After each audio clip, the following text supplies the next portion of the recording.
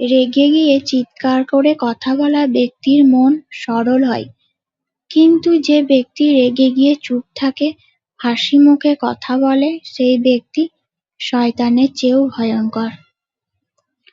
যার টাকা নেই তাকে কেউ ভালোবাসে না, গুরুত্ব দেবে না, শ্রদ্ধাও করবে না, সবাই শুধু অবহেলা করবে। তাতে সে পরিবারের জন্য দিনরাত এক করে যতই পরিশ্রম করুক না কেন।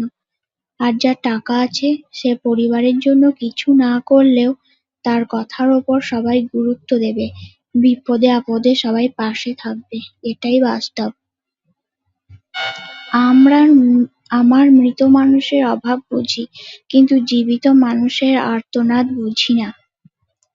অন্যের দুর্বলতা নিয়ে কখনো উপহাস করবেন না। মনে রাখবেন, যে কোনো সময় আপনিও উপহাসের পাত্রে পরিণত হতে পারেন।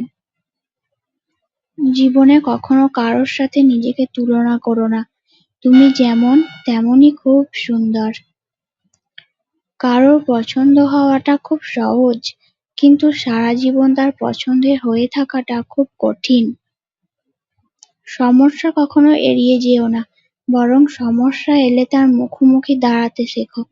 মনে রাখবে, সমস্যাবিহীন সাফল্যের কোনো আনন্দ নেই, আর সব সমস্যারই সমাধান আছে।